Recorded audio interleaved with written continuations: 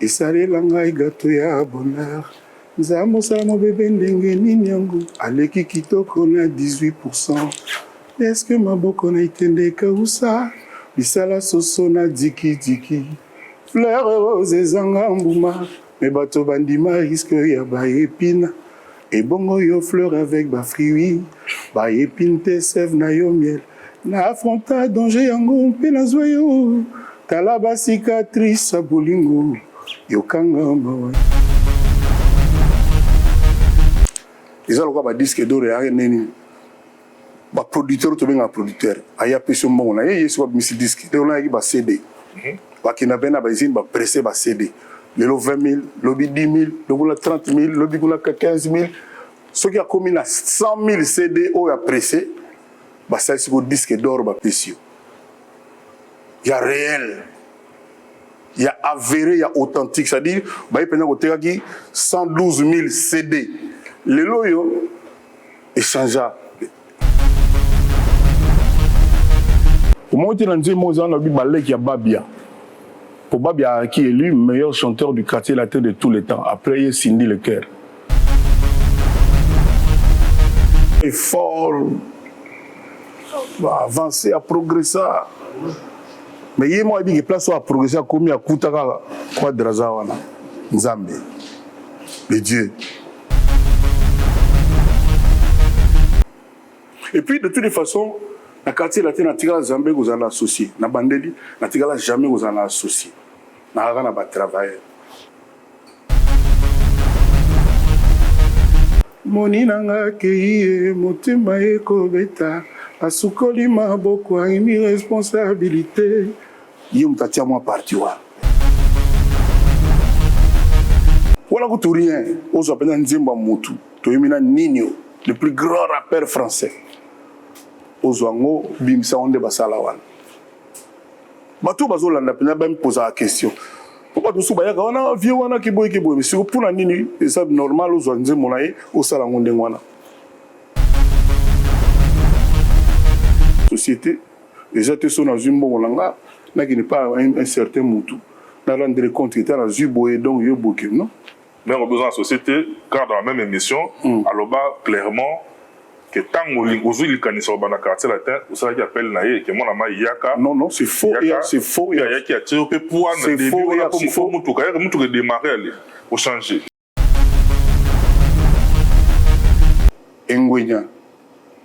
Mamae, Mateo pesa kikana bumang susi falo pesa motema talaye leloye mimi singa grangamo.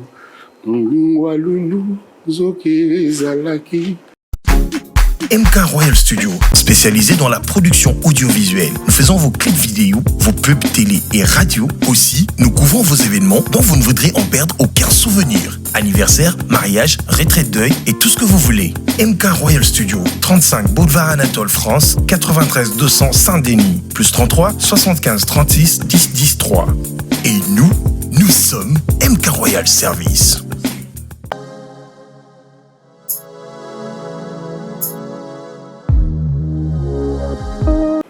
Mesdames et messieurs, comme vous le savez très bien, ça a toujours été un grand plaisir de notre côté de savoir que vous qui nous suivez partout à travers le monde, vous ne cessez, n'est-ce pas, de nous témoigner votre confiance, laquelle confiance est pour nous et demeurera pour nous une marque de considération pour nous pousser à travailler d'arrache-pied pour vous produire un travail de qualité. Mesdames et messieurs, il nous vient de très loin, après pratiquement plus de 6 mois. Congolais, mais du moins aujourd'hui, il nous fait honneur, en tout cas, d'être l'invité de cette émission.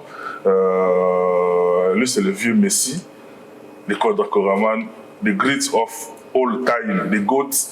Il nous fait honneur, en tout cas, d'être l'invité de cette émission. Et nous également, en tout cas, nous sommes très fiers par rapport à cela. Le grand Mopao, des Ngunda, des Diva, des 13e apôtres, et puis tout récemment, depuis le 25 novembre de l'année dernière, album Légende, et on aura à aborder par rapport à cet album. C'est un très très bel album, donc je vous convie à aller, n'est-ce pas, vous le procurer dans toutes les plateformes d'entourage de téléchargement. Il est là avec nous, puis c'est le grand Mopao, Kodra Koraman, les vieux Messi, comme je l'ai dit tout à l'heure. Kofi Olomide, bienvenue dans cette émission. Nerveux. Bonne année, Joe. Merci beaucoup. Merci beaucoup pour tes vœux. Je profite aussi pour dire à ceux qui nous regardent que je souhaite à chacun, sans hypocrisie, la meilleure année 2023 possible. C'est une année où il y aura beaucoup de difficultés. Je pense pouvoir dire sans risque de me tromper que ce ne sera pas facile. La conjoncture est terrible, particulièrement pour nous les Congolais, pour notre pays. Il va falloir être courageux, il va falloir peut-être parler moins, commenter moins et agir plus, travailler plus. Ça, Longo. Donc je souhaite vraiment une année de courage à tous mes compatriotes et à toutes les personnes qui nous regardent venues d'autres pays. J'ai une pensée pour les personnes qui sont seules, pour les orphelins comme moi, pour les veuves ou pour les veuves, peut-être les personnes qui sont privées de liberté. Je les salue et je les exhorte aussi au courage. Merci beaucoup, Kofi Olomide. Mesdames, Messieurs, comme vous le savez très bien, l'histoire, il y a ceux qui la racontent, il y a ceux qui la lisent, il y a ceux qui l'écrivent, en tout cas, par rapport à Kofi Olomide. Je le dirais sans crainte d'être contredit, en tout cas, moi, personnellement, je le classifie parmi ceux qui ont écrit et continuent à écrire l'histoire, en tout cas, de la musique de notre continent. Kofi Olomide, des Rambo du Zaïre jusqu'à Vieux Messi, the GOAT, the greats of all time. Comment se définit Kofi lui-même? Kofi, c'est un travailleur. Kofi, c'est un battant. Kofi, c'est quelqu'un qui ne désarme jamais. Kofi, c'est quelqu'un qui a grand cœur, qui a très grand cœur, qui a le cœur sur la main, qui ne connaît pas la haine, la rancune éternelle. Quelqu'un qui pardonne, qui fait des erreurs. Il lui arrive d'avoir des ratés, mais c'est quelqu'un de vraiment bien et de recommandable. Et contrairement, c'est que ce qui se dit souvent dans notre société, je pense pouvoir dire, là je cesse d'être Kofi, je parle de Kofi. Kofi parle de Kofi à la voilà, c'est vraiment quelqu'un de fréquentable.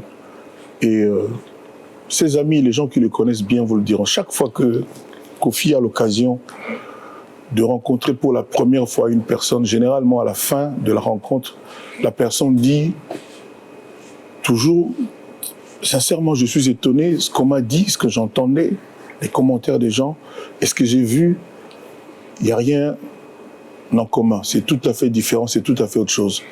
Donc, je ne suis pas là pour me vanter, pour dire que je suis parfait, non, très loin de là. Mais je suis vraiment quelqu'un de bien et je pense que ça commence de plus en plus à se savoir. Merci beaucoup, Kofi Olomide. Une page noire, très rapidement en tout cas. Fin 2022, le monde musical congolais a eu à perdre deux grands noms. Je cite le vieux Verkis Kiamongana, mais également la Maman nationale, Maman Tchalamwana. Est-ce que vous avez un témoignage particulier par rapport à ces deux grands noms de la musique congolaise qui nous ont quittés à peine? Le PDG Verkis VV, c'est l'homme qui a été au service de beaucoup d'artistes jusqu'à une certaine époque. Il a aidé presque tous les orchestres de l'époque, Empire Bakuba, Zaiko, Isifi, Langa Langa Star, je vais en oublier, Lipwa. Il a eu à construire au Congo, à Kinshasa, le premier vrai studio où nous avons tous été. Moi, je lui dois une reconnaissance particulière parce que la première fois que j'ai chanté dans un studio, c'était dans son studio. Ma première chanson, Asso, Sangondamu, j'ai enregistré chez lui. Et lui-même était aux manettes, c'est lui-même qui a fait la prise de son. Donc je le salue, c'est vraiment un grand Congolais. Il a été souvent conspué. On a toujours, à l'époque, on avait l'habitude de raconter des histoires sur lui, de dire beaucoup de mal de lui parce qu'il s'était enrichi, il s'était devenu un magnat. Il avait la première usine d'un particulier, d'un privé congolais, usine de fabrication de CD, des cassettes, et on racontait tout et n'importe quoi. À une époque, quelqu'un m'a dit, vraiment, quand j'entends ce qu'on raconte sur toi, Kofi, ça me rappelle un peu ce qu'on disait à l'époque de VV. Donc il faut pas t'en faire. Donc moi je le salue. J'ai été à son deuil à Kinshasa parce que j'étais encore à Kin, et j'y ai été vraiment parce que je pense qu'il mérite la reconnaissance de tous les artistes musiciens congolais. Il est un modèle. Et puis il a bâti, il a construit, il a trempé sa main dans la construction de l'espace musicien de notre pays. Pour ce qui est de Tchalamwana, Elisabeth, j'étais vraiment particulièrement choqué. Elle m'appelait mon coucou et je l'appelais ma chérie. On s'est connus, on était jeunes et on a vécu ce qu'on a vécu. C'était la plus grande danseuse de l'époque, et puis elle est devenue une chanteuse qui a porté le drapeau de notre pays très loin, partout en Afrique. Il n'y a pas une contrée africaine où Tchalamwana n'est pas adulée. Elle est partie jeune, et trop tôt, bon, la maladie ravage toujours l'être humain, et Dieu, personne ne peut résister, n'est pas obtempéré à l'ordre que lui-même il a établi. Vraiment, j'ai perdu un amour. Et elle-même, avant de partir, ça c'est Claude Machala, son compagnon qui me l'a dit, il a pensé à moi, il a eu une pensée, il a posté des photos où on était ensemble, parce qu'on a vécu vraiment plein de choses bien, et je la salue particulièrement parce que c'est elle l'initiatrice de Maïcha. C'est son idée à elle, elle est venue me voir, j'ai approuvé, j'ai trouvé que c'était une idée très bien. C'est comme ça que Maïcha était née. Donc qu'elle repose vraiment en paix. C'était son tour, c'est le plan de Dieu. Donc on va devoir penser nos plaies, notre blessure, et puis oublier la douleur. Toujours dans le même ordre d'idées, je voudrais également présenter mes condoléances les plus attristées à la corporation en tout cas. Nous avons également perdu, je peux l'appeler légende en tout cas dans notre domaine. Elle, c'est Madame Jing Nawesh, elle nous a quittés il y a pas longtemps. Je présente mes condoléances à sa famille biologique également, en tout cas. Je présente aussi mes condoléances à la famille de Jing Nawesh, qui était une amie. Et son amie la plus proche, c'est Magic Wawina. Donc je lui présente mes condoléances très sincères. Merci beaucoup, Kofi Olomide. Ainsi qu'à tout le personnel de Antenne A. Tout à fait. De la musique au sport, il n'y a qu'un seul pas. Le monde entier a eu à rendre hommage à une légende planétaire. Kofi également a eu à emboîter les pas. Je cite Edson Arantes do Nascimento, Pelé. Le roi Pelé. Voilà. Il représentait quoi pour Kofi? Mais c'est le roi du football. Tous les joueurs illustres soient-ils reconnaissent en lui le plus grand de tous les temps dans le domaine du football. Et il a beaucoup souffert. Sa maladie perdure depuis à peu près 10 ans, 10 ans comme ça. Peut-être que je me trompe. Et donc, on ne peut rien dire. Moi, j'ai fait un peu de foot dans mon quartier d'enfance, Lemba. Les gens me connaissent, c'est qu'il est le joueur de football. Pas au niveau de Pelé, très loin de là. Mais je jouais quand même pas trop mal. Donc, voilà, il est parti de façon très noble. Moi, je trouve que il a rendu l'âme au bon moment. Et puis voilà, quoi. Il a été ministre des Sports au Brésil. Il a été honoré comme il se doit. Il y a eu dans sa ville natale, il y avait l'équipe de Santos. On a décrété, je crois, 3 jours de deuil national. Donc, j'ai remercié ceux qui ont fait ça. Ils méritaient ça. Et je pense son nom, Pelé, a été le surnom le plus repris au Congo, par exemple. Il y a beaucoup de Pelé par-ci, par-là. Partout en Afrique, il y a eu des Abedi Pelé. Voilà. Je parlais ce matin avec mon ami Pelé Mongo, que je salue aussi. Pelé Mongo. Voilà. En tout cas, parlant du foot, c'est-à-dire Kofi Olomide, ADN footballistique, il a ça en lui parce que de la même manière, les Britanniques sont heureux d'avoir un grand stade comme Saint James Park. Nous également au Congo, nous avons aussi notre Saint James à nous, notre frère, notre fils, mais également Saint James Hall. Saint James Hall aussi, en tout cas, par rapport à grâce à Koffi Olomide, mais également Koffi Olomide a pu réunir en une seule personne 3 icônes du football mondial. Je cite Del Piero, Pirlo et puis José Mourinho. Exactement. Réunis en une seule personne. C'est trop fort. Donc tout ça, ce sont des... on sent que le côté football, en tout cas Koffi, il est vraiment aguerri. Je profite de ça pour adresser une pensée à mes enfants, mes héros, que je n'ai pas vus depuis un petit temps à cause du boulot et d'autres circonstances de la vie. Donc je les aime vraiment infiniment. Je dirais même pas qu'ils me manquent parce qu'ils sont les battements de mon cœur. C'est par eux que je vis, tout ce que je fais c'est pour eux, je le redis ici. J'ai pas besoin de les saluer. Les yeux de mon cœur les voient nuit et jour, tous les temps. Merci Koffi Olomide. En tant qu'ambassadeur de la culture de notre pays, s'il faut faire un diagnostic, quel est l'état de santé de la culture de notre pays en général, et puis particulièrement de la musique étant votre domaine? Les musiciens, on s'en sort mieux que les autres catégories culturelles, parce qu'on se bat, parce qu'on a ce tempérament-là, mais c'est pas facile, nous ne sommes pas aidés. Souvent, on nous compare à Youssou N'Dour, à Alpha Blondy. Ces gens-là sont assistés, sont subventionnés et sont portés par les politiques de leur pays. Nous, moi par exemple, j'en suis à... mon premier album, Ngunda, c'était en 83, 86, 83, je ne sais plus. 83. J'ai jamais été aidé. J'ai jamais bénéficié, même d'un crédit bancaire dans notre pays. Rien. Jamais, jamais, jamais. J'ai jamais été aidé. Il n'y a jamais eu une recommandation. Tiens, TV5, France 24, voilà. Nous soutenons Koffi. Jamais. Il y a peut-être... Il y a un fonds pour la promotion de la culture. Voilà, mais je n'ai jamais bénéficié. Si quelqu'un sait que c'est pas vrai ce que je dis, qu'il se manifeste, j'ai jamais bénéficié. Et on se débrouille tant que faire se peut. Et puis, aujourd'hui, quelque part, votre profession à vous,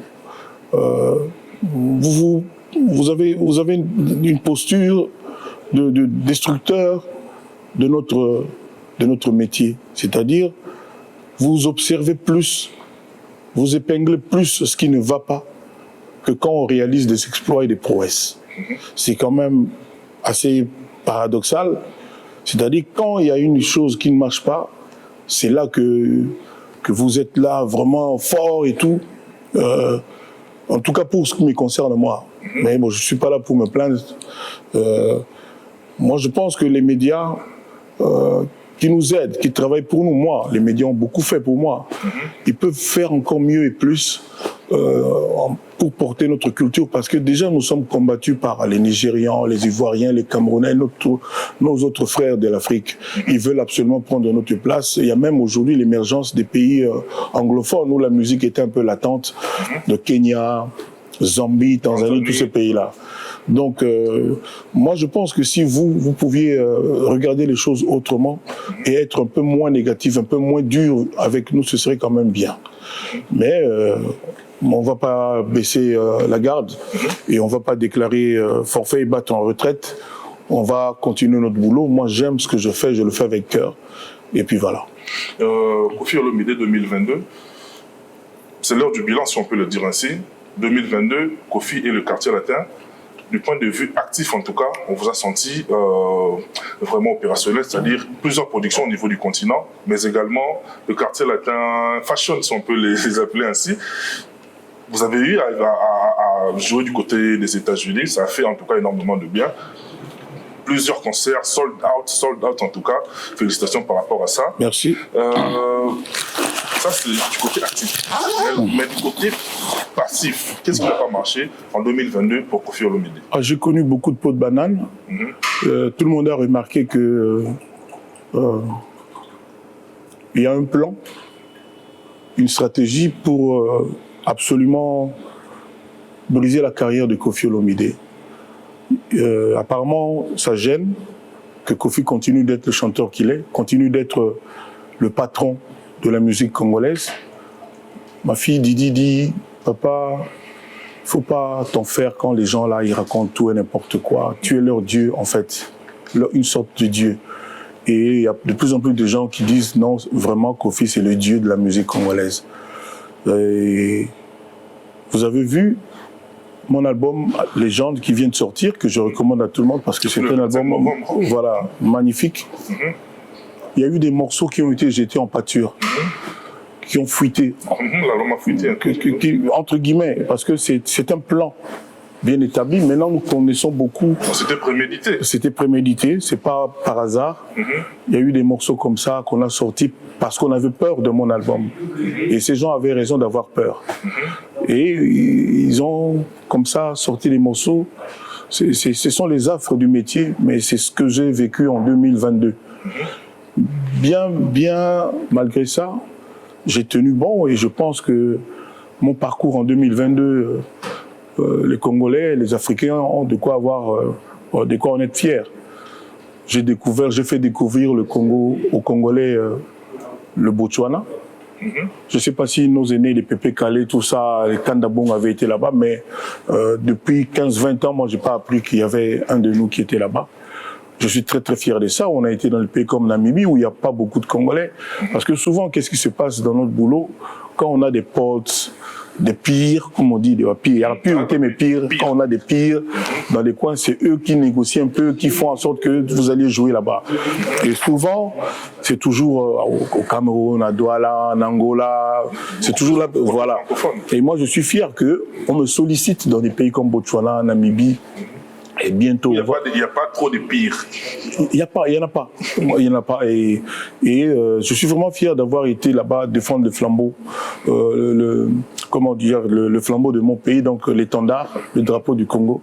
Je suis vraiment fier. Donc cette année-là, le quartier latin et le quartier latin Fashion, nous sommes très très fiers. Nous sommes peut-être l'orchestre qui a été le plus sollicité, sans album, hein, parce qu'il n'y avait toujours pas d'album.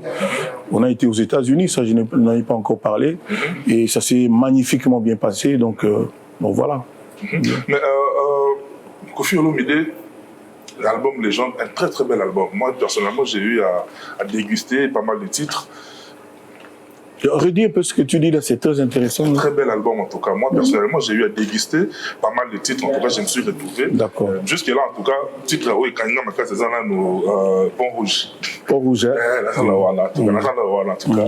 Et puis. Mais on a recommandé au Ngwenya. Au moni, on a pété on a eu moi la mouké. Na bana on a ko sala nzembo zaka ba ba diva, bangobila. Bani me nzembo wana Ngwenya. Les Akamoko comme elle est à 90% il y a biso na Congo. C'est-à-dire mutumoko bolinga na gitro akenda nae abala nae asala makamu nae abota mais il pas otika lozaka na souci nae. Basi belé na meto na mibali na bango bakanisaka les mo batuana. Na mibali pe bakanisaka batuana. Tout à fait. Alors faut bena batu ba yo kanzi mona Ngwenya bien. Nazo luka pendera muto osé langa clip ya solo ya nzembo wana awa nazo kinda na Kinshasa et puis il y a trésor public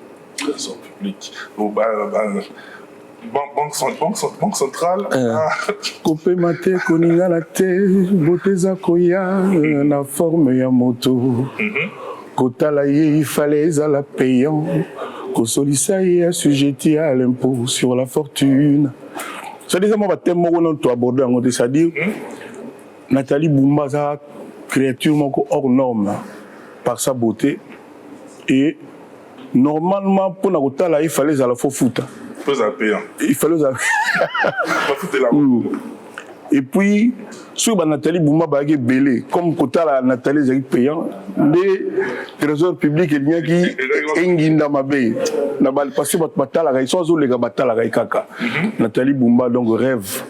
Bon, azam moi si à mon konzi, moi si ya moi na mon konzi na Sefa, Madame Nae, Ennaku, na salué pas Zali. Donc beauté pendant donc c'est-à-dire déjà mais pendant moyen ça la plus exacté.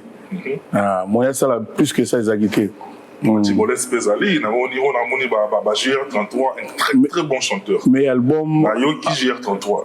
au monde bozao lo bananga non ba chanter la Kofi quartier la terre mbalo yo batu ba ibanité boy na bona boy na sepeli ne ko bando lo balelo boy mais na yebisi yo que batu bala nanga pena bien cuvé on azala ngo lelo na quartier la terre eza probablement l'équipe a cuvé tout dans le bi eza probablement au moment où tu l'as mo za na bi balé qui a babia Babia qui est élu meilleur chanteur du quartier latin de tous les temps. Après, il y a Cindy Leclerc. Quand on a ça, 32 ans, ça la voiture, tout ça. Là. Donc, petit, on a ça, on a le boyo, on a bango. L'album, il y a quartier latin, il y a après. Ça dit beaucoup. Là, tu vas on dit maté. Nazoka dia ndi bato bazoloba ba GR33 ba Lindalala Omba s'il te plaît Omba nakomi komi tout na plan nani chanteur ya ba génération na bango akokai na Omba wa leki Omba kokokane ko za meko leka Asso Ferrari grand chanteur Asso Ferrari il y a aussi Cowboy il y a aussi Lindalala mutumoko boy Babi Abou Nazala ma chanteur mon mais il y aura pas cœur n'engé bimi Nazala vraiment content et naïbi que le solo évolué naïbi ça va tout que nous les anga ba petit na ko yemande ba yemi boy et puis poto parce que na communauté na biso le fait qu'il y a na poto et contribuer à ma casse na magambo Nazala vraiment content de saluer Bango ça va continuer pour Zaka volume 1 il y a légende volume 2 obima à surprise à Somo Yali Kunande Sikoyo la plus belle voix à Congo. Probablement en Afrique, Cindy Leclerc. Pour moi, vous savez, vous tenez chaud, Cindy na Cindy, à Tigitan. Mais à Zawana. Comme par hasard, na Pont Rouge, au Yolo Dingaga, la place où on Pikaka. C'est-à-dire, on a seulement la place où on a. La deuxième volume, Aozala beaucoup plus présente, mais toujours quartier latin, n'est pas préparé comme la biso. Ça lui vient parce que la monnaie titre le rôle à Mbembe. Ça lui a plaisir parce que n'a retrouvé jeune frère dans il est peut-être ébané depuis beaucoup Samboa. Mais ce que bataille yo zaka awa beaucoup Samboa zaka awa. Évidemment mon jeune frère en tout cas yo qui les autres ça fait plaisir parce que ça Aza chanteur incroyable. Aza incroyable, ça dit non na yoga ça la fausse note beaucoup Samboa. Donc voilà. Mais ma question est de savoir génération Oyo. Qu'est-ce qu'elle a de particulière ou peut-être dans ma génération passée dans la tête. Bon, déjà le fait qu'il y a un niveau petit bayebi, ils ont déjà la grâce mogo boye. C'était inattendu. Nazora bango mogo na jour nae, aouti na kwe nae, mais mélange na bango est extraordinaire. Quand on te demande bêta en live banzembo oyo, bazana bonheur mogo osagana. Tu peux aussi que banzembo bango mogo bayembi. Parce que jusque là depuis baomba bazana le presque 10 ans na bisouté. Basala kama kambo bakutaki o bango basala gite ba interpréter kaka non si goto ba no yimba banzemo bango basala ba evo bango ba yimbi ba troza suna na plaisir au mona ba ona mwandenge mususu lisusu Kofi Olomide to vanika boy bibroi Paparapa. C'est-à-dire au banana biso musika autant na biso na African Kings na basi ya biso na biso voilà biso na attentat robot sani robot et na zouet et ngana uti bina na genèse voilà uti na biso na African Kings pour ça ni na robot na album attentat na 2002 je crois 2001 2002 au longo na biso na biso na générique ya monde arabe générique monde arabe R&B mo rekota voilà au longo na biso kuna le loyi na biso na biberon les gemenike siko biberon na ça peut secret lelo ils appellent un album ya rap on a sina sali il y a 12 chansons na longoli ne biberon wana na tseli kuna na nani wana quoi. Ça dit batu ba undima te moni musicien solo au présent la musique dans le sang. Il faut être capable de voir ba genre musicaux nyonso. Atandambo. Ça dit qui chante au pene ngwana et puis le aussi salinga moi et denga muke na kola na français. Na kanisaka na français. Réfléchis en français. Bon, on dit que bazalo ba mise ba tanga raté, ba ibolo ba français té, bona bolelo, lelo naza content parce que ba jeune, ba leki nanga tout bana tout le monde commence à s'exprimer bien. Bon, place exemple outil na ebité. Bino nem tout ça ba nini boyeba. Et par exemple besoin de lait notamment Koffi Olomide. Papa, kolukilanga ba problème, kolukilanga problème. Ah, quand même temps. Autant comment mutulanga yi. Kolukila problème waze quoi, la peut-être waze.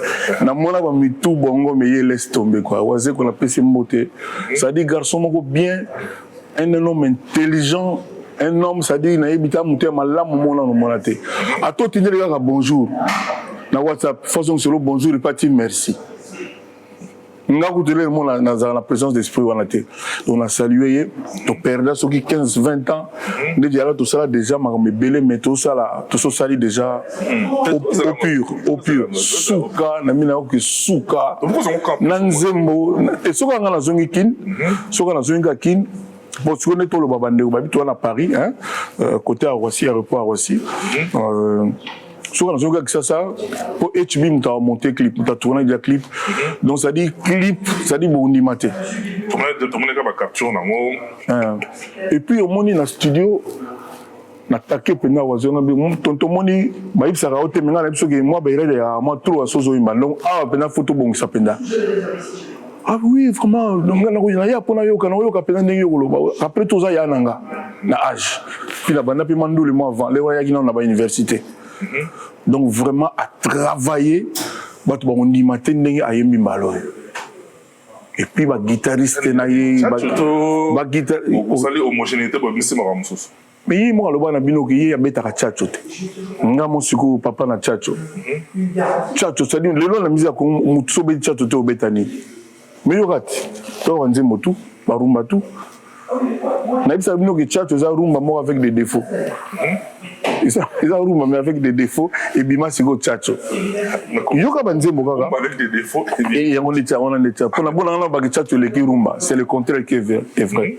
Donc yoka banzembo, je suis fier, très content de dans yoka. Les amandé moko boye. Motazo sala moi qui te tira Inosbi. Inosbi. Il y a donc Afro Congo donc blague c'est Michael comme ça Congo yona. Pour la mona similitude mingi entre yena Michael Jackson. Talent physiquement, abandonné à Ajuana, a gagné concours, et puis Azako. Tala autobi misabor na ima bogo milai somo mwana wana longa kinda penza musika suti pelo asala atongi bandako pona ba déshérité l'air ya volcan ya Nyiragongo. Mais question ezaki ni na ki musika on dit de développer tellement. On a parlé sur intellectualisme, il y a jeune frère, mais il y a après, il réfléchit en français. Ça dit ce qu'il dit n'est pas ce qu'il pense, mais c'est ce qu'on lui a commandé de dire. Et on va porte-parole, nous surtout. Il y en a qui ont beaucoup de talent. On a commis ce soir, on a commis ça, on a commis ça, je leur en veux pas. Naïbi za bango te arbatinda bango on dit balwan français ba sale besogne. Mais na moment faut ba kansa baza ba femme mariée, baza ba parents et que ko fingi za longa bien te et pour tapi ba tout muto ba fingaka tala mutangi. Naza longa boy de goat incomparable toujours. Sur tout ni pendant ba web non incomparable. Au moni parce que dans le bandini, Moutago, ça est fort, va avancer, à progresser. Mais il y a moi qui place à progresser, à commis à Koutaka, quoi de Razawana, Nzambe, le Dieu, Yandoule. Et puis, Sukoyo. Joyce Service Traiteur, spécialiste de la gastronomie africaine et de la gastronomie française. En région parisienne, il n'y en a pas deux. Joyce Service Traiteur. Une adresse. Le 35 boulevard Anatole France, 93 200 à Saint-Denis. Pour tout contact, composez les 07 68 18 0041 ou bien les 01 48 41 65 92. Joyce Service Traiteur. Loboko ya maman. Joyce Service Traiteur. Kolamba ezali na bakolo na yango. Pour vos fêtes d'anniversaire, mariage et autres j'en passe, contactez Joyce Service Traiteur. Il faut la batteur babima pembe na Kofi. Il y a des gens baza ba star ba mbeta minene. Naturellement bana na yo artiste. Mais nga sikoyo na ondima mutu na produit na yo. Pour ceux qui sont là, soka pour na yo moko, ça ne va pas. Nga na kotangelo moni papa oyemba. Après ça se mené. Après ça so ba ready.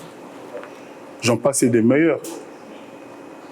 Il faut que ça soit babia, ça soit soleil wanga. Osuiga wana. Ça soit lola mwana. Osuiga wana. Ça soit fali poupa. Osuiga wana. Entre basa légion. Mais ba otangité ba osepelate. De ça ba on se pété ba. Siko nga na zila siko. Mochili passa. Nazo siko. Ça racine comme alligator. Siko nga na zila kake en tant que moboti nazo ba koko. C'est-à-dire bana nango o tangi belé wana na mona peka ba bimisenga tanani. Pour mon vie, égoïsme, mais ça peut m'abbé. N'attends quelques coconos, on a yebi. Et au peuple yebi. Au moins, le yo, n'a tout noté au temps GR33. C'est pour nous qui. Un estime fort. Il y a ça, c'est le là. Coqueluche. Voilà, je suis ici. Bon, ça peut être moi, quoi. Ça peut être moi, d'ailleurs, il y a un dans mon fleuri. Na kangela été ma vana dans mon fleuri. Donc, dans la fille, on a bigo. On y va le baga les gendés. Il y a tous les gens qui disent comment les gendés. Tout facilitement les gendés. Ah, on est on a qui mange moi na biso. Ah ouais mongo. Ouais, ma maman elle est mongo, papa na ngaya avec le kélé. Ah, fallait pour le bas, pour tous autres vraiment normal hein. Si faut pas baga animateur na munene ya mongo. Donc ngala zana zo bakoko. Nazo bakoko pour na bota bana si nazo bakoko. Bon, les arabes tout super beau taraté mais et pas na biso na latino muta beau taraté azate. OK. Donc les gens un peu pressé dans zilaka. On va passer en haut. Ah c'est ça. Bon le baga elengi ya mokili bimasuki ya pembe okumbaka bakoko. Mesdames et messieurs, C'est ça ma bête. Merci beaucoup d'être venu sur le parcours. L'ambiance est aboyée. Avec Kofi Olomide, il est frais. L'ambiance est toujours naturellement. Parlons quand on a eu le lobby pour évoquer Maïcha. Dans cette émission même, j'ai eu à recevoir l'un de vos anciens travailleurs, Athéna qui m'a proposé. On peut savoir que Maïté. Le yolo banoka na tuni kaka. Pour le dire régisseur Azali, intendant Bali, donc voilà quoi. J'ai eu à le recevoir dans cette émission et il a tenu des propos. L'un de vos anciens travailleurs. Ouais. Je peux même citer son nom. Popo Lipo, Yapoli, je l'ai reçu dans mon émission. Il a tenu des propos. Mélomane, peut-être, trouver quelqu'un qui a d'une amabilité négative. Raison pour laquelle, c'est un qui n'a quand même, qui a Kofi Olomide. Kofi Olomide a fait sa version de Fenaye. Parce que, on va juger qu'il y a des accusations gratuites. Selon ancien travailleur Nayo, Kofi Olomide se prend pour un saint. Selon Popo Lipo, Kofi Olomide se prend pour un saint. Et puis deuxièmement, Kofi Olomide animateur na été, voire à qui même plus loin pour dire, les qui n'a yé koutou ya wengé, banda quoi admirer, mais vu comportement na yé, les qui n'a pas s'éloigner na yé. Émission ça na playlist, c'est mon tout continue à la révolution. côté de la playlist, on retrouve l'émission, on retrouve Marapnaolo. Le Kofi Olomide, tout ça, on a plateau de mission. Quelle est ton opinion par rapport à ça? Posez-moi une question précise. On a ça trop. Dans un discours, mais il faut poser une question. La question claire est que est-ce que Kofi Olomide, il t'arrive de te rendre coupable par rapport à la séparation d'un mouvement quelconque? Ça, tu as donné. Si vous moni, maintenant parlons.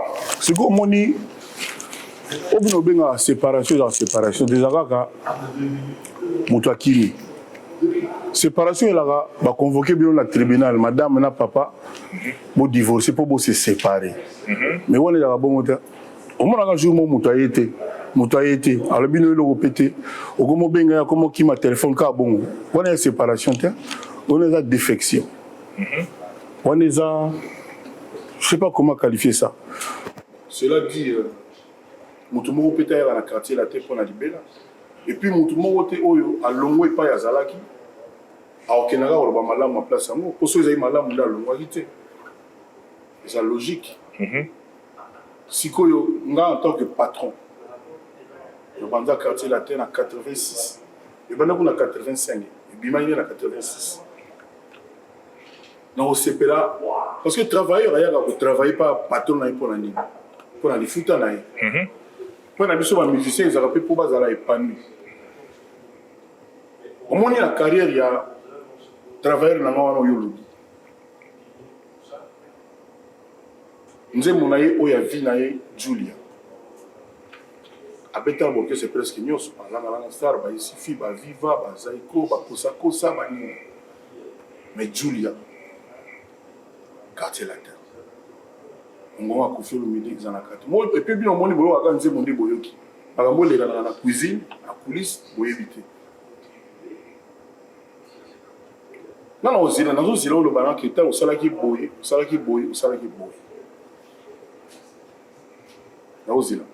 Sur le bureau, par exemple, qu'un mois, on a foutu le salaire, en tout cas, on a payé un alors, on a foutu un mois. Non, pas du tout. Avec la Kofi Olomide, au commentateur, on a ôté. Alors, il y a que la somme de la voiture, il y a un bon il y a pousse. Alors, il y a il n'a pas dit, ça il n'a pas dit. Alors, il y a que le banni. Pourquoi le on va tout? La fingali, la fingali. Sors le bit, le bit. Sors le bagage, le bit. La fingali. Ça a l'air d'être bandé, tout souka azou. Et puis, il y a le mois sur la tête trois fois, le quartier la tête. Mais zonga à kaka. À le mois, à zonga. Il va bien trois fois, je ne sais plus. Dans ma maman, bien dans mon tour. On est placé aux habits, on m'a bé. Aux zonga sous. Une fois, deux fois, t'as moins deux fois. C'est paradoxal.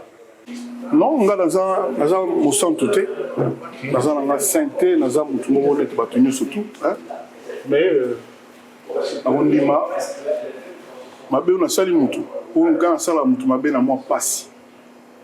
Nous souvent dans la réaction. Donc voilà, ce que le bail n'a bino que un mois, on a tant tout à sala femelle na ngai, na musala na ngai, la fouta qui était. Peut-être pas salaire, même si il y a somme exorbitante et qu'il y a un selon le téléphone producteur a payé un montant à calculer par rapport à oh yazo azo gagné la fin du mois mon accord au mot dérisoire. Peut-être qu'on peut frustré.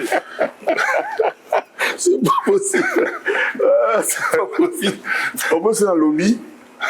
Bon, il le long on a dit que bateau ba faire mission ko bima dans un niveau de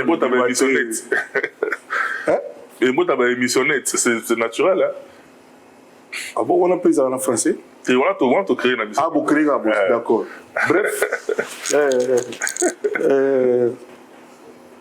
On dit Michael Jackson. Tu regardes Sango, à quel moment ça publicité à Pepsi? À Zigara Moto dans la publicité. Je crois de mémoire, il faut travailler sur 10 millions de dollars. Nathalie Michael Jackson pour l'anglais sur la taille bosso na mon araï. Donc sur l'autre moment que la boule sur ma musique natale na mon araï. Inspiré au filming. Ah. siko d'après basiste na ye na drummer na ye na 10 millions de dollars on a appelé ça combien. Et puis de toutes les façons na quartier latin na tigala Zambé vous en associé na bandeli na tigala jamais vous en associé na rana ba travailler ya ba minene ba minene pe na vanda ba mutuga Tyson wana un grand bon soliste les Boukabouya Soukana de heureuse soliste mémoire. Ndoukou ba Willy Boula omoni bazwa salaire na bango basalanga problème te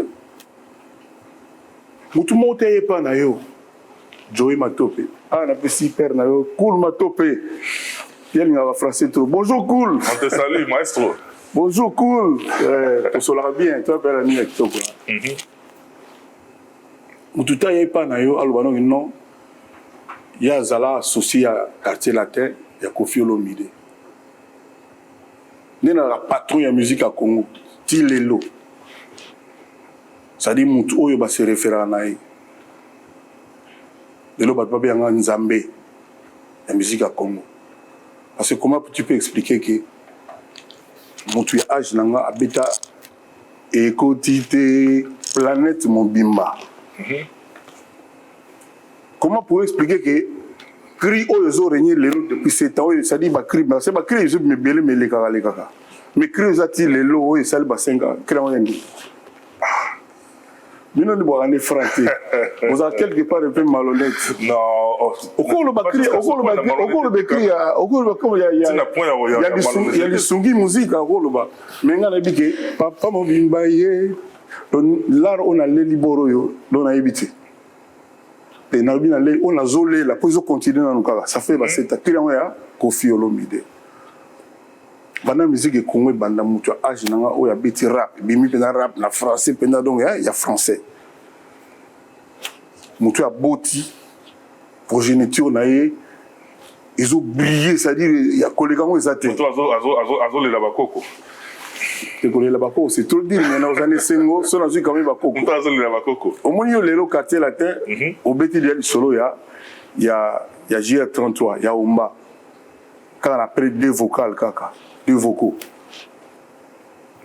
il y a des groupes bah chanteurs bon c'est-à-dire autant un groupe de communauté c'est-à-dire quand on avait mission au moins le temps JR pour la œuvre exactement pour les gratron mais pour mission na ba ngoboni obenga bona mission te mais pour le kaka pe bossa la promo quand même déjà boni bango ngala préféré autangi pour la œuvre c'est-à-dire ba s'imposer pour la musala na bango en tout cas jour awa muta legi JM dali o mana o imana ebiti na ba jeune lelo on appelle en zolo bango ponga na yebi ma ko yimba ba ninga na résultat ba bien c'est moi ngam na résultat ba Eric Touti wana c'est moi Koffi Olomide donner une valeur ya bango ko yimba sini le cœur ali bazawo yimba bango 2 na micro moko na studio na dito ikaka na tu yo wana kuna komelo nani abiko na kadi Monsieur Nina Benga na zo bossa no beka sindi et ça la taba 8 fois azo silika comme la boye ti na mbomo usona bingi sindi ele nganze de koti na ndena yo le belela abano seka etikali ti fait papa na papa Seba que je salue abano bengi peka sindi le cœur ça dit boulot que parce que ma micro mo batu balé bana basi balé mais na zui oreille ya oyiba ke o pena ya bien ye wana kuna na ibi même comme on a été donc na iba bana wana ba petit wana et de ces gens là ba kota na orchestre na to yota vocalité mais quand on avait mission c'est pas la cadre de promotion te ba promotion ça musala moi le nom le BGL à ça la émission te à l'obate à finga mutute à posera mutute kakana musala na donc ngana za la société les autres sont dans une bonne langa na qui n'est pas un certain mutu na rendre compte que dans zuboé donc yo boké non mais on a besoin de société car dans la même émission à l'oba clairement que tant aux îles Kanissa au quartier latin ou ça qui appelle naïe que mon ama yaka non c'est faux c'est faux il y a qui a tiré au point c'est faux comme faut mutu démarrer aller pour changer et tant on a zoa li Kanissa ko ça la quartier latin na zoa vie na Véron Bobo ya Lemba na Faustin na Toussaint Indianga bana lemba vio oya initié na guitare Véron Boyende tuna isoka mona Marie Paul era répéter na quartier la tête na Thomas Lokofe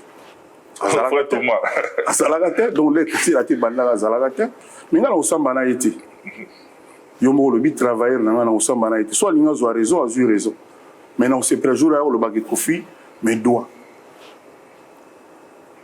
voilà parce que banzi mo tout ya quartier la tête ba solo mususu ba babina ba loi yim ta beta solo loi te yeta donc a beta asala boulot na ba foutir salaire ne ba Tyson pe ne ba lebu parce que c'est suni na malobo sala bana ba o sala nzimba na ba limbisa ba comme monsieur Kimi tala to zan direct ba komba ba suba olela ba bi ko faire linga bango trop pas na bango le professeur Didas po sala nzembo ya nzembo na urumba na ibanda ba concert trop na titre ya nini ozonga kaka yo nango ba solo musuma ba pour le ba kolegi Tyson na guitare faut démontrer biso Tyson Félix Tyson to le bukabuya to Toussaint Indianga pour les gars na guitare bon pour mon épée mon pas collègue guitare on sait quoi mon volcan boni ba sanga volcan yine lo wasuka boni ba sanga volcan yine sigo lo wasuka ça dit c'est comme tu vas faire mentir ba mbiaka belé mais yo mo pe côté linwanda na lobi lo wasuka na le volcan omoni ekotite biso na egala sido solo wana no ye soliste tout abeta solo interpréter ba solo na elelo je dis bien tout vous obligé pas penser on va beta na papa mo total volcan ni beto na bien comme ni beto ba donc il y a des fins ça dit celui c'est moi ya le bagaleki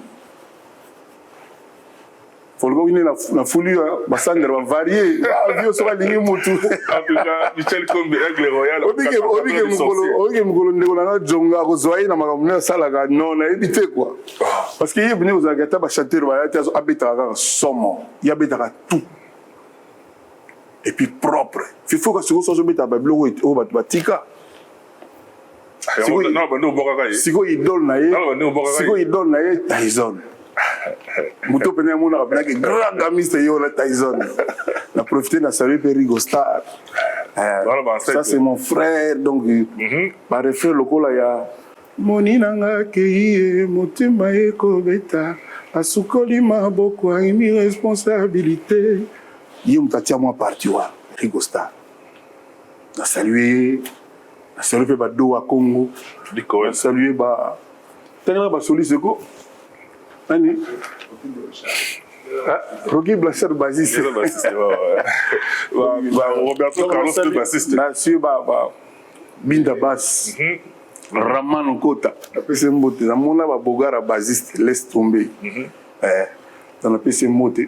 Et puis petit là on va jouer au Scotty Fashion soliste à quartier latin fashion somme bon on a tiré mon gratania si tous allez dans la répétition voilà mais disons que Kofi Olomide balé qui n'a eu à Wenge babanda ko zo modèle ba s'éloigner par rapport au comportement là yo Kofi Olomide au copie ni na Wenge siko si vous principaux yo na sala bango ni te vraiment autant bon le belanga on a ba mo que au sala bango boy non le baté non le baga il y a travaillant na yo il va se rabisoler là nazi en maloba c'est travaillant na yo on dit mutu so lingo poata on nous so lingo poata mutu o ko se akoseleka makambo tango aloba ino makambo na a préciser que asala bango nini artistiquement parlant au copia nini na Wenge inspiré ngala d'abord ngala za ko ba mona banda te mi papa bandal ndaku nga liboso na somba oui pour la somba ndaku na ba 28 ans banini na bandal wana Lubumbashi Wenge na dibambo madon diagonal to vivre bien ba wana palais ba oleka to seka ka ba entourage kaka komoni donc so na lobino ke ngala bina nzemu na bango te na kosi so pe na lobino ke bango balinga ba papa bonheur te baniti ba bango pe ba kosi mais kaka bana ngala on a répété question pendawa na sala bango nini et ça ka concurrence et ça ka concurrence kaka ça dit peut-être ndenga na bano mona bango ba show mais peut-être ba mona pe avion na pe show nini net lelo ba baza pressé ko fi akatana succès ezala su te course au pouvoir ekosila te oyebi ke nasali mwa promotion na nga na braza nasalie bana braza tu mwa babanderole na braza tuka ndenge ezalaka na braza bakati babanderole na ngai bavandaliza au moins 7-6 banderole bakati yango d'après ekozala nani nayebi te nayebi te mpona braza nabiki braza mpe bana baorchestre na bango kuna ya braza osiko orchestre ya braza olinga mpe te yo envahir neti rogaroga ye nde mopao ya congo braza ya kokata banderole nanga pwani bokoko l'homme de bokoko la chanson de l'année 2022 donc mata kita gauche droite le bokoko ya konokata banderole ya kwa drapeau nani tout solo na ide ne mawa na rigi côté Arc de Triomphe na car téléphone quand les a tout seki la bengi na vidéo bien vieux na utola muka na vidéo zama muka bonga muka to bano solo tout seki fort awakata bandolo langa pourquoi yo tuninga tiana bi o tuninga bakati bandolo la Congo boisa ngana oye bandeli tina Congo bra pona kini na ebiso so bandolo sel 3 jours fo mona ba sabotage wana wala ko tout rien ozo pena nzemba mutu to yimina Ninho le plus grand rappeur français ozo ngo bimsa onde basala wana bato bazolanda pena ba me poser la question pourquoi tout ça yaka wana vieux wana kiboy mais c'est pour la nini c'est normal ozo nzembo na ye osala ngonde wana asani wana wa ati savage asali wana na Ninho nzembo ni mususu zibagi chiboles ozo renye lelo. Heureusement, tu voulais essayer quand même. RDB officiellement, doit bosser n'écoute que ça va pirater. Ah, bosser la même caillotte les robima, la caillotte, la clip là. Donc voilà, babilo wana ngana ko vanda tengai, na zo idena, na zo nzema muntu, na yibi yango na coopérer sur ndenge nini, na bimisango, na yibi kunde basala kate. Ngaza ngana page so ba on ba chaîne ka moga ko fi YouTube ka mogo wana. Wa ko fi le milieu. Ba gangi YouTube bali. On se combien de fois bamunaka bango organa koma boye na bi bagange bali OK batoko ba diamond obi diamond ya na ba chaîne na biso combien lelo yo na biso ba oyo ngana koti ma internet ka su ya 7 ans 7-8 ans na bité mutebi bien Angel Luxa côté mais pas je vanda Instagram vanda le bazo expliquer ngake système mo ya batumo ba champion ma internet bali ba osombelo ba via lokuta ba tselio na YouTube na yopo YouTube est bloqué au moins les msunzi mo ga biberon nze mo mutu tout alingi yango ba viezo matate po ba constater que ba vie mo ya lokuta côté ba bloqué aussi go ngai quadra sur la tête de ma mère de ma naiminde basala ma maintenant ne ba poster la tête le côté na sala ga ba laksanga na Sandra Casa de l'action de bachaka na statut na tindela bango basandi basala siko yo na habité bato ba o ba leki biso pourquoi bana besoin osala ba blogo mais siko to mata to kita o longola kofi na playlist ozaka na mémoire ya bato ndeni na mitema bato longola ndeni futa jalo limina ondeni lelo yo pont rouge côté déjà engwenya mama Mateo pesa kina bumangu susi falo pesa motema talaye leloye misinga grangambo ngwa lulu zoke zalaki zamba ya balu. Est-ce que Kofi Olomide a l'impression de subir une certaine injustice par rapport à notre communauté? Nous avons subi le côté Maza Kofi Olomide fierté à ba Congolais. Non ata ba o lobango boité na mitema bayebi pe ba lobango soka bato ba ki batiaka banzemo bazoyoka poru zobo ya ndeni kingi muteba obo ya ndeni siko tala siko mutango abanda depuis ba 83 yom toyima mala bien ti lelo oyo et puis lazo kondi po après yo masolo zo continuer parce que bato na ti ba lukali wana na makasi plus ba zo stimuler nga ke na zalaka na musala nga oyo siko ba didi na osandeni didi ngabelo ba sapato ka ba na ba 1800 ba del piro je vais faire comment ba Diego, ba Rocky, ba Elvis, non ça ndeni, ba Manolo, non ça ndeni. Saint James, bébé nanga Saint James, mon joyau. Non ça, comment je vais faire comment? Na habité sur la seule ligne. Mais nga na zo mitona na nyona pena zo idée gazwa, nze monanga neti Hercule tu mana nino abimsa ondenge wana. Au moins, rapidement, Conseil d'Australie annulé, Batima Croix. Et c'est on a annulé. Ah, c'est pas possible. Kofi Olomide des États-Unis, Kofi refoulé. Kofi refoulé. Kofi Wakangi aux États-Unis. Et puis, on a mis tout là, c'est-à-dire, il y a de ces gens où Baonga Bayebi tout. Baonga Bayebi, Nyon surtout, Baonga ne ba na raison, ba se trompe pas, Baonga parfait. Biso Baonga ne tout ça à Berrer, Biso Baonga ne tout yebi l'autre, Biso toi ba, le roi ba tout ba na bongote. Aux États-Unis, qu'est-ce qui s'était passé? Mais ce sont vraiment les ignares, quoi. Bah, ignares, bah, mécréants. Thomas, il y a un Congo, il y a 10, on a fait dans la liste. So, il y a 5, on a fait dans la liste. Mais bah, tout surtout comment va comment la TV, loba, et bien, il y a mon angate, tout solo la terre, kaka N comme tu es là. Kaka N. Nini le cas qui est aux États-Unis. La nouvelle année, toute la vidéo, il y a un ensemble de gaz à la carte à Moutoukaba. Oui, bien les États-Unis, Nini le cas qui. Oui, bien les États-Unis, on est toqué dans beaucoup. Na combien de temps on a $370,000 en espèces. 300 en espèces. Bambo on a quand on a $370,000 na kenda na bako kanga na ba frontière à tout moment. Na profiter ce que on a eu babina que non tout le monde est aux obéta ba concert to yebi to boit pour visa dans les États-Unis à 10 ans til les ali.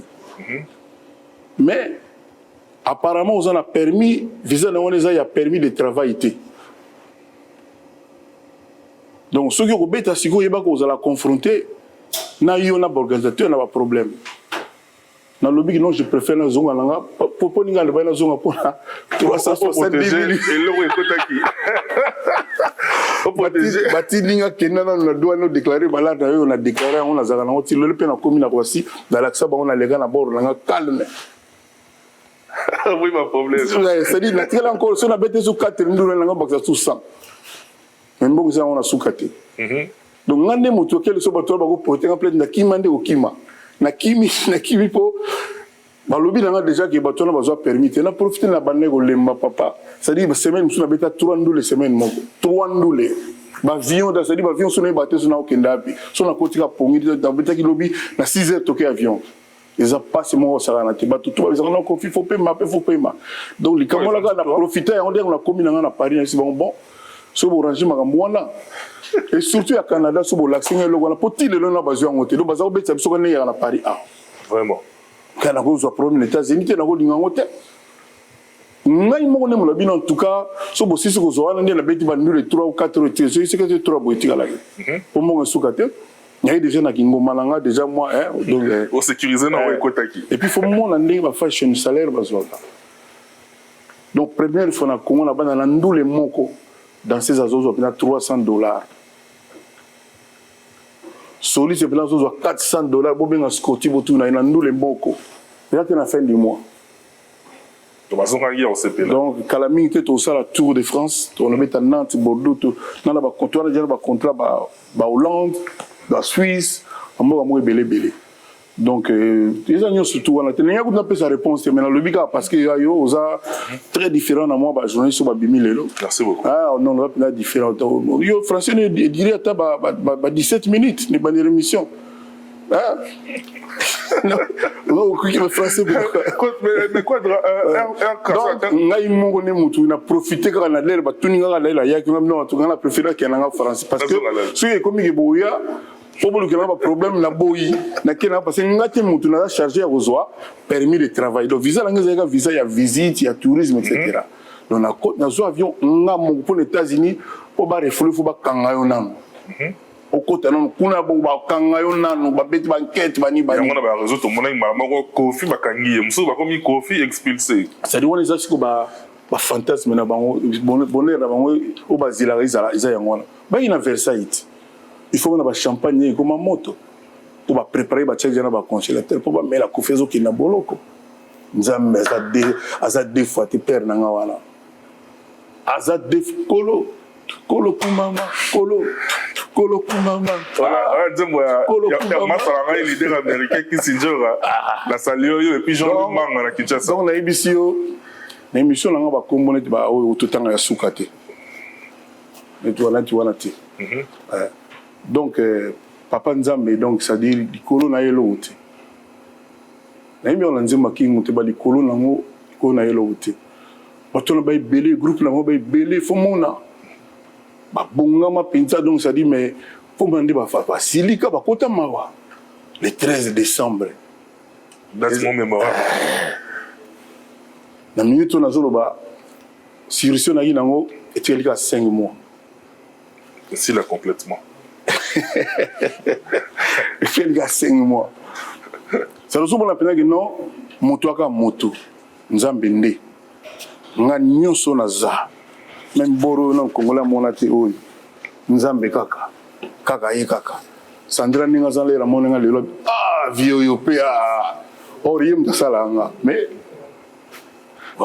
Kofi Olomide parlant d'injustice wana au fait dans ma tête nga raisonnement qui dans ce sens que bah ça là au fait n'a bien un bourrage des crânes bah bourra biso crâne que Youssou à ça là université Youssou donc au fait d'être sur dans un discours wana mais au même moment Kofi Olomide au salut structure moro bien assise Kofi central salle de production moderne studio d'enregistrement pour promouvoir jeunesse kaka congolais wana abandi ko diaboliser yango mointe bobeta kunate voilà bon enregistrer kunate ba en maquette na bino bobo na est-ce qu'on peut vouloir la chose de son contraire la salle Villa del Pirlo ça dit oh ba tia ba caméra hôtel ya privé ça dit luxe wana ba tout au bayaka elegela bango ba collègue non mususu mona ba vidéo bayaka ma visite ba ni ba mona mais bon baza peu obligé bayate hein baza peu obligé bayate mais la salle Moussana nga parce que bon del Pirlo moi na ngati donc voilà Nathalie a mis mais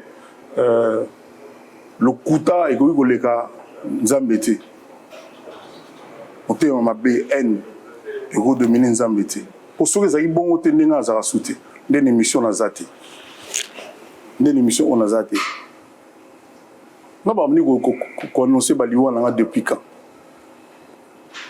après ça, merci pour ceux qui ont tenu la salle, Dieu voit tout. Ma petit frère Jésus, par rapport sur la bolingoté, donc voilà. Injustice, on a peut-être un cadre que à chaque fois qu'il y a un problème, par exemple, ou bien des élucubrations par rapport à d'autres artistes, ça fait moins de bruit que quand il s'agit par exemple de Kofi Olomide. Le tout récemment, il y a eu des incompréhensions au niveau Côte d'Ivoire entre l'artiste congolais et puis il y a le domaine de Nabiso. Et tu sais, les moindres. Au bout de la master jusqu'à vous la bis, ceux qui ezala qui Kofi Olomide. Mais les lots, ils ont ampleur moro planétaire. Kofi Olomide. Pourquoi intention on a de vouloir le crucifier à tout prix? Moi, je suis à plusieurs reprises. Aloba, prise. Jamais musicien moi Congo au Kogananayo. Moi, musical. Jamais, et tout ça pour tout le temps à combat battu. Jamais musicien moi Congo au Kogananayo. Talaga nanu yum to bimisa mutu neti nga donc neti ye. Wana pena donc ça dire na PC pena raison. Talaga ki yum mutu bimisa mutu ko langa. Sans côté nombre ba tube on a zana. Ya wana fo mona ka kombo langa kaka. Kananga kamulanga fo kinda bongo. Le plus grand de tous les temps. Nazolo bango sans fausse modestie. Au moins, il y a 25 albums. Nous, surtout, nous avons titre. À succès. Le deuxième, après, on a moins de 10. Nous avons 10 albums. Les gens ont bêta zati. Pour le bangote. C'est-à-dire que nous avons étage à Souka.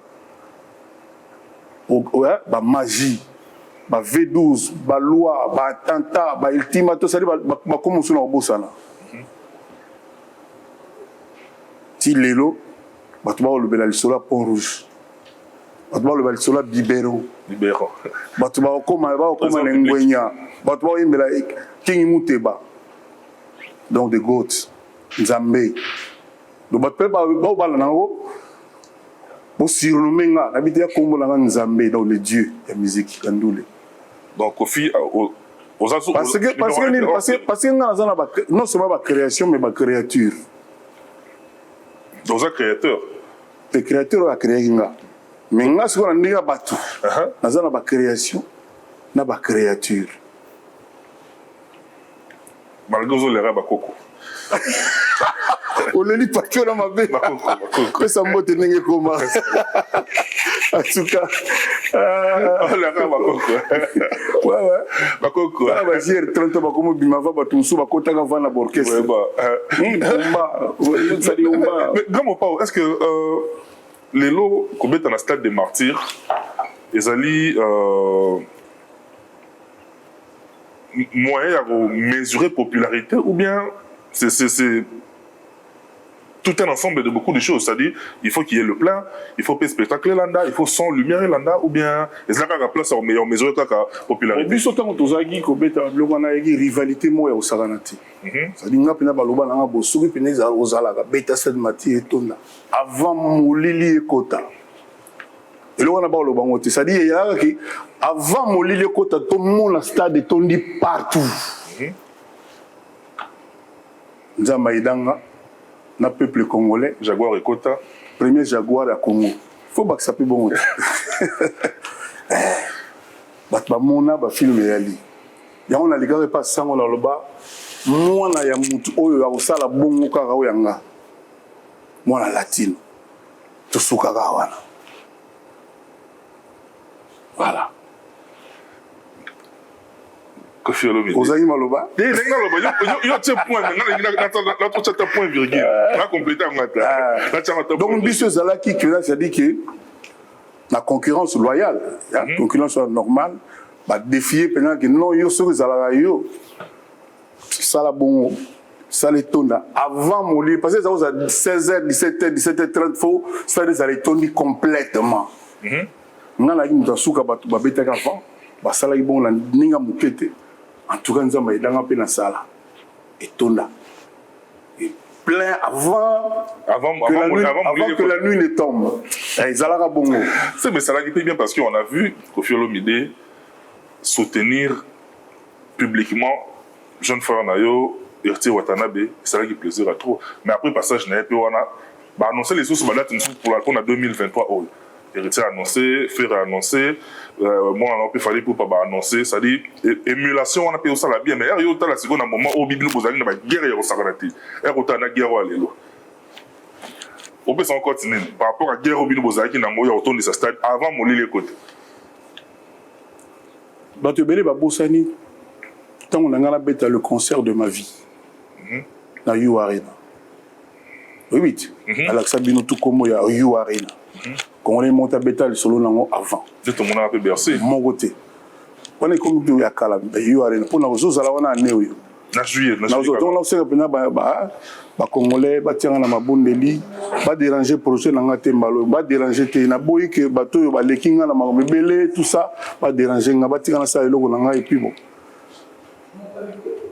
na zo ba soutien la vidéo ya artiste nyuso minene ba Davido ba Diamond ba tangilanga bakombo ya ba Mewe ba Charlotte Dipanda ba artiste tout ba selanga ba vidéo ya soutien na ba footballeur na Héritier Watanabe on a nini yo changer nzela ya kolekaka après coup yo mesanisa kinga mabe chaque jour otikelaka nga lilala bato nyonso balali mpunge. L'Afrique, vous êtes invité à la Défense You Arena, c'est 27 novembre. La légende africaine sera les grands Mopao à la You Arena, c'est 27 novembre.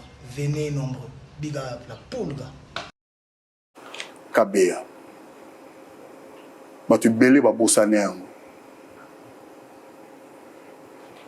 et pas yazalaka akoyo bosanati.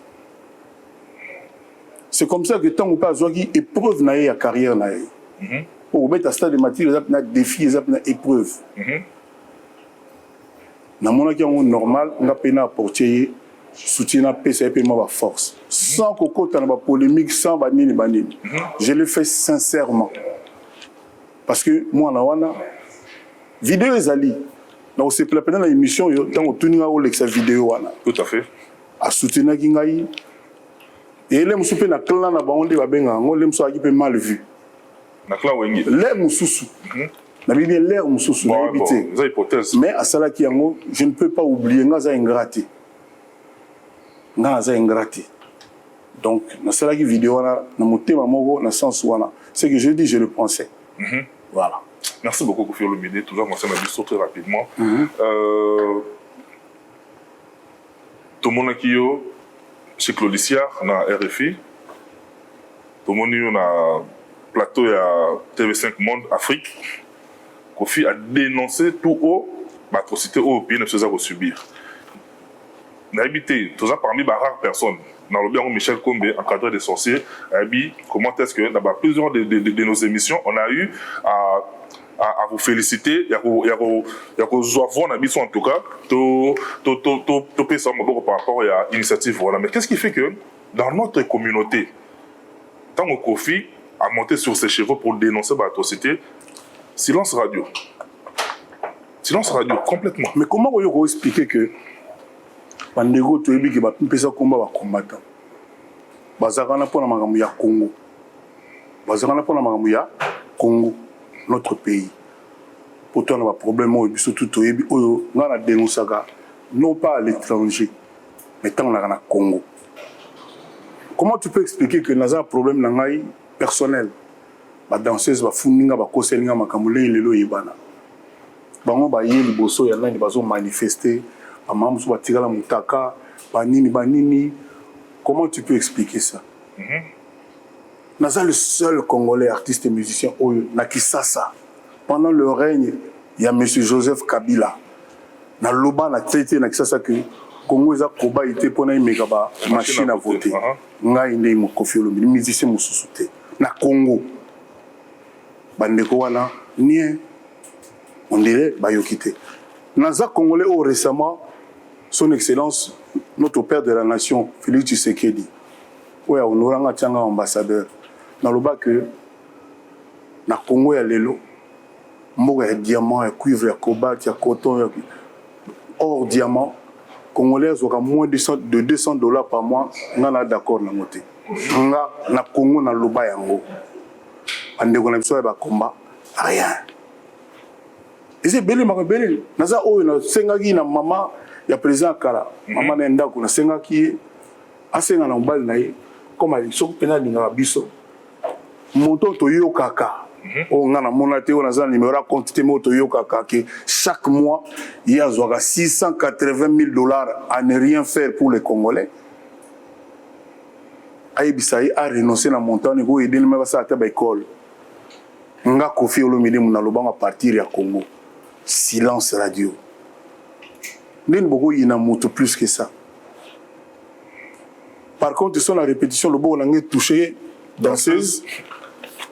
C'est-à-dire, c'est une guerre à Est. Sans qu'on mette tout dans mais on est assisté. Moi, de tout ça, zigi, au moins, nous donnons la autre la boye. C'est-à-dire, nous, nous avons besoin d'affinité. On a mentionné ça, une vidéo, on va expliquer qui. Tant qu'on expliquer, silence radio. Au évoqué tout à l'heure, les soit tout ça là. Il y a un qui comparaison. Il y a un ito a ya golobate. Mais il y a un qui a posé un Kofi Olomide Nzambe. The goats. Il faut l'assumer. Il faut qu'il y ait un bois qui est poto. Mais diamant, à tout, on a poto. Tant que vous avez un diamant. Il y a une légende. Et il y a une légende. Batubo somba légende boyoka légende ça dit ça banzembo yo o boya ko lo banzema Kofi akala banzema yango le bimi ba trésor public wana ba Chiboles ba Eto, ba Pont Rouge. Et puis générique, mais il faut mon film ou bien un la clip, mais si tu comme un film. Comme on va filmer. Donc voilà. Boso mayango ba ko sabino te bozo temps na bino boyoka. Dima ko fait senga koyoka pour moi ba français makase kota kota ki assujetti à l'impôt sur la fortune ba mamo wana quoi. Donc voilà message na yango. Question monsieur Ali. C'est quoi ça? Pour moi, quand même, parmi les 2023 année électorale. Quel profil pour le candidat idéal de la présidence Mboka Abisso? Selon Kofi Olomide. Kofi Olomide. Oui, à défendre le Congo, na Congo. Avec le courage. Au postuler. Au moins, c'est quoi ça fait là? Au postuler. Et l'ingol bagé mouto, on a le courage ya Kofi. Non, le biat, et ça t'es que bato mona inga na zoloba ba image ezali tala émission la salle passango tabana l'une de ces missions les plus regardées à la salle. Il faut pour on y Congo lelo il faut pas éviter non couper ça ba poste na bateau ba voyager na classe économique. Il faut ça mutu mo sala ta 20 ans voyager na business class na première classe. Mutu ala la hôtel 5 étoiles déjà avant comme ministre. Pour ce côté mutu oyo attendre la même sur la Mazda, la Toyota, intention de se servir. Et là, il bosse Gozala à combler dans le balaki noana. Nous avons la télévision awa. Et puis le problème à Congo, il y a que quand la place à car, la pire, la pire, l'approche. Alors qu'il faut toutes ces compétences, les pour l'angaï, les pour l'angaï, pour l'angaï, parce que vous avez la ministre des Amoussala. Vous avez professeur en mathématiques, vous avez professeur en français, et ça, vous avez un salaire. Et l'ingolo banini. Pourtant, on a eu un non. Pour être il faut qu'un Congolais, non. Mon bout à M. Blumenthal, mon condia, Banque nationale du Congo, pour qu'il y ait les kaki.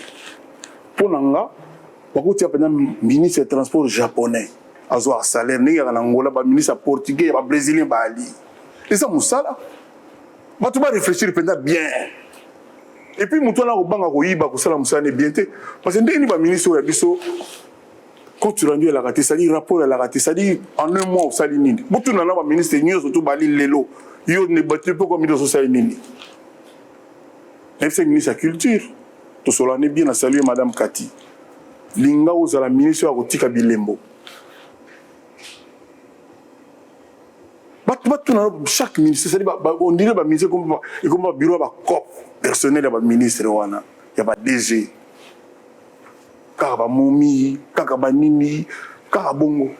So kaba comme il y a un poste moi là petit frère, oh le qui ministre beauté. Oh éviter le qui deuxième bureau à boy. Voilà. Et le gars moi ça dit baba no tiaka ba tout selon compétence, car selon quantité. Ce qui amour ya Congo ezali. Parce que c'est facile, hein? Barwandais. So Barwandais, il y a 20%, 10%, 30%. 70%, 80%, bien sûr, c'est le problème, moi. C'est-à-dire, l'ennemi à Congolais, il y a Congolais, il y a les Congolais. Motema Mabe. Souci d'un souga catholique, c'est le premier catholique. Premier catholique, c'est-à-dire, si on lève pour te mener au ronfler. Congo est comme une moga, il y a goïgo, il y a paresseux. Et puis, il y a un senga, il y a une autorité zonga. Ndeni mboka ya Commonwealth, c'est-à-dire pays anglophone, Commonwealth, à gauche. Ndeni majorité de la voiture na mboka qui c'est ça, ils ont la volant à gauche alors qu'il y a la loi, tout le monde à boye, tout roule à droite. Comment est-ce que tout le monde a vu au téléma le non, la voiture où il y a nini, ils ont interdite. Et les canards ont douane wana calmement. Nini mutu mota ko ya alobata bongo nini mutu mota ko lobake ba taxi ne bo so monika courbiro pour ça ko telemi embouteillage bandi et ça interdit ko telema bongo nini mutu ko zala te pas loba ne ça dit il y a rien au mutu ko banga ke na sala beauté pour na bo il y a rien kongo na nga o nga lingaka les gens na itawana comment est-ce que mboka ba diamant basala ba bombe ba téléphone ba ordinateur na uranium ya Congo ya mboka nanga bana bavandaka na mabele na kati ya classe baprofesseur bazwa basalaire moko dérisoire bato batransmettaka savoir parce que savoir soki mboka ezanga savoir ya mboka moko perdu bato bakoma kokufa na bahôpitaux mpo na lelo mosusu bazangi $50.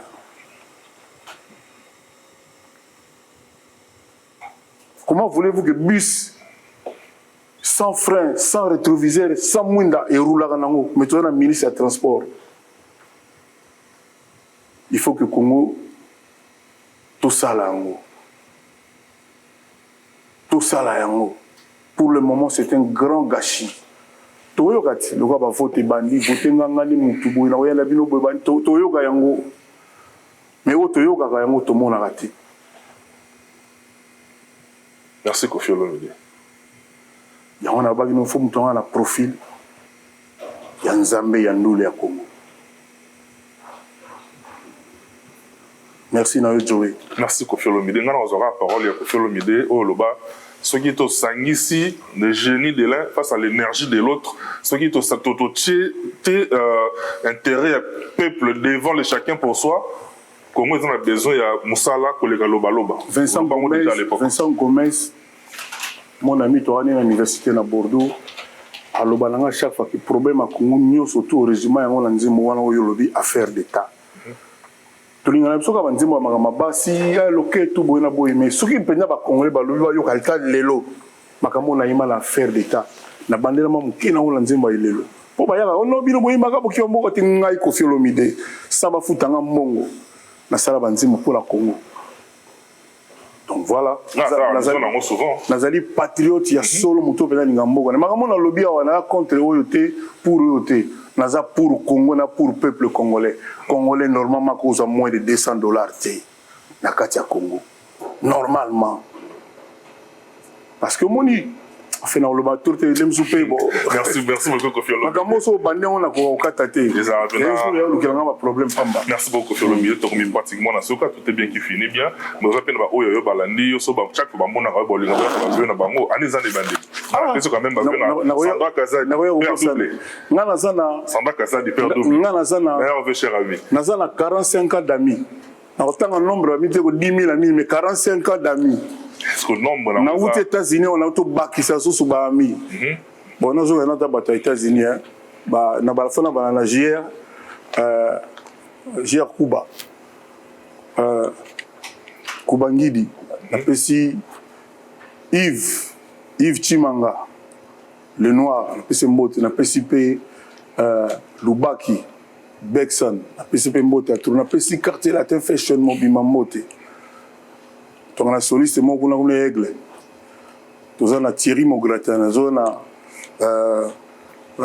Sandra ida ganga. On appelle Cambodge là, on appelle si il est le Cambodge. Il est le ministre. Mutabeta et Frakata et Beta ils ont 4 coura. Comment ni biso ba net ba coura. C'est-à-dire to yebinenge ya gati. Ba benga bo vandi pe na salle ba. Bon, il y a en direct. Meilleur de boy Koffi le cap de kina le trophée la zone ils ont quoi disque d'or et neni ba producteur to benga producteur aya peso mbongo na yesu ba misi disque de on a ba CD ba kina bena ba izine ba presser ba CD le 20 000 lobby 10 000 le 30 000 lobby 15 000 ce qui a commis na 100 000 CD au a pressé ba ça c'est go disque d'or ba pesio il y a réel. Il y a avéré, il y a authentique, c'est-à-dire, il y a 112 000 CD. Les loyaux échangent au tempora, au mores. Authentifié par quelle plateforme? Mais, net biso ba oyo. Na ebite mutu akotia tembe album le V12. Les albums, c'est un système de platine. Loi. La chanson congolaise, il y a Néwana Betarati, dans toutes les fêtes, loi. Ce que vous avez vu, il y a 44 milliards de vies.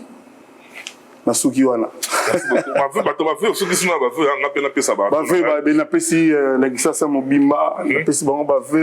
Michel Combe, Aigle Royal, encadreur des sorciers. Merci beaucoup, cher ami. Napesi Beethoven Yombo, napesi Chantal Wemba, napesi MMM Hugues Golondele, monsieur le ministre maire. Na Brazza napesi Vincent Gomez, napesi Guy Lwando, napesi Mbota Tro, napesi Guy Ngoya, Guy Noël Ngoya Zekina, mon ami na Brazza, napesi Maman Ngouli, Mbota Tro. Nazoui Congo, napesi Maman Denise Tshisekedi, c'est-à-dire moi si Maman Mokonzi, napesi Mbota Merveilleux, napesi Mbal Naye, Fati Béton.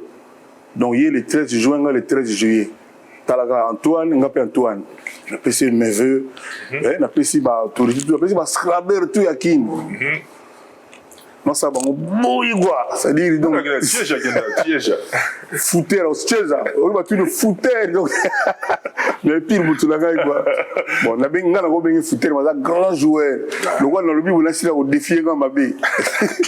On a passé tout le monde, petit nanga Igor, on a passé Nadi Bounsala, on a passé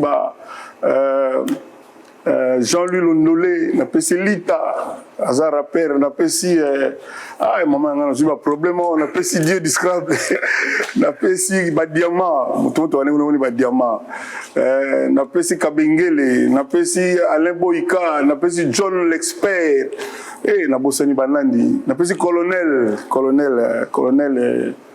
Botembo, on a passé Mbote, on a passé Batutumbote. Nanou Mosese, cours des grands, Shida Iboula. Ah, normalement, mon va prêtre, mais laisse tomber. Tu as bondi, tu as champion Sega, faire double, c'est sorti Mia. Géry. Ah, Géry Boulou Banana Sandra, Géry Kiaro. Siko yo muto pena wo demande ban costume on a beta na ba live. Musuna beta na sadi ba costume ti bomona wana e bomona on il part.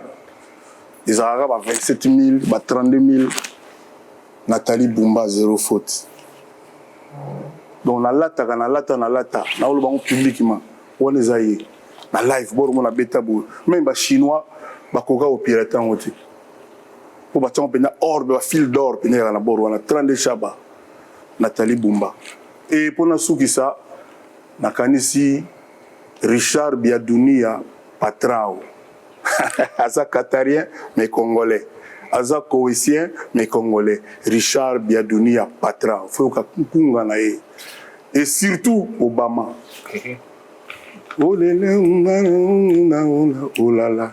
Yakola la pongina li pekananga. Oh là. Ils sont ça, oh là, oui, bien. Voice. Oh, non, comme ils sont bien. D'abord, moi, dans le liste. Donc, David Mangaya, Obama. Boss dit. Non, viens là, tu bandit te pour Azaba comme les copies, si vous. Tu bandes tu sur l'anglais, à la la Belgique. Donc, Obama, il y a fallu que tu fondation Kassou Kassal. Et si on monte surtout na David Mangaya. Après si na bossa na banani ba héros ilunga moté. On peut dire sur la chanson femme terre, mais bon, c'est pas grave. Femme, avec un Kofi égal. Si on a mon Kofi égal, on peut dire sur la montée, mais on a besoin de la carte. Femme. Album Legend. On a dédié femme, on a imbattable, Noya Maman. Noya Maman imbattable, on a dédié aux chansons à la femme. Je nomme Moko. Il y a 25 ans, 27 ans, j'ai un Lelo. Tu n'es plus sur un aéroport sur Wapi. Avec un vieux mon père, non. Pour ça, pendant que Zambé est annulé. C'est-à-dire, au PCB, le lot aspirine et abisso. Au biga aspirine. So, samedi, mon appareil, au béton, tu as l'orchestre bêta, on a évité. Nous sommes la femme. Tu as tous les concours. Motema pembe ya farine. Et ça, les langues gâteau ya bonheur. Nzambo salamo bébé ndenge nini yango aleki kitoko na 18%. Est-ce que maboko na itende kausa bisala soso na diki fleur rose ezanga mbuma me bato bandima risque ya ba épine et bongo yo fleur avec ba fruits ba épine te sève na yo miel na affronta danger yango mpe na zoyo tala ba cicatrice a bolingo yo kanga mawaye. Ah non. Pour ça, bazoli la malili non pourquoi. Moutaliaki mama bango nantongo. Sokia boakeli bango loso. Azamoto malamuto mabe. Ou bien sombeli bembe cercueil ya talo. Est-ce que ça te façon kosenga pardon? Chéri kozala bongo te. Oyanga motema komi otatone. Ezala muto la mort. Nazeli caresse obambi kayas. Soki opimeli ngai amour. Luka compagnie à Crash Airline. Kuna batekaka billet ya Dieu. Soma ya business class na kufa luxueusement. Non, non, non. Non, mon pao, non, non, non. Mon pao, non, mon pao, vraiment, non. Obi ke soki kufa ki congolais te. Nenga na koma terroriste na mboko azalaka. Merci beaucoup, mon pao. Joe, vraiment, on a eu sur le lot, vêtement. Je t'apprécie beaucoup. Merci beaucoup, ça me va. Je t'apprécie. Mais, quand on a été battu, c'est la battu makambe pas na yo. Il faut le mot que ça fait, on peut appeler ça en preuve makambo lobby. Pour la question de Bimbarate, on peut appeler preuve ya makambo lobby. Merci à tout bon année na yo. Merci beaucoup. Merci beaucoup. Merci beaucoup, mesdames et messieurs. Si vous avez aimé, dites merci à celui qui a été. Est-ce qu'on appelle si DJ Frank Mote? DJ Rissel, Père Otalabiso. Est-ce qu'on appelle DJ Rissel Mote? DJ Rissel DJ Watero, la mission Mote. Ma DJ tout yakin. Moi, j'attends à Bino tout yakin, non, boyebi. Et puis Sandra Kazadi, ça c'est souk. Faire doubler. Donc, petit à quadre, ça dit, il y a Bouba, il y a Moutona, il y a Bouba. Merci beaucoup, grand Bouba. En tout cas, Michel Kombe, Aigle Royal, Ismaël Massamba, par contre, on a la réalisation. Merci beaucoup, chers amis, pour le travail abattu. Et puis, dans Beau Santé, ma partenaire, Nabiso, Jimmy Timang, porte de la chapelle. Il y a Bisso, il y a tout le temps, il y a tous les jours. Il y a Bisso, Guélor Kang à l'international, meneur de jeu. Il y a parlé, il y a tout le temps, il y a tous les jours. Yannick Kaïng, monnaie invisible de la niveau de Belgique. On a eu une niche, Banz, la fleur du jour. On a Bisso, Badjomou, Keba Roberto.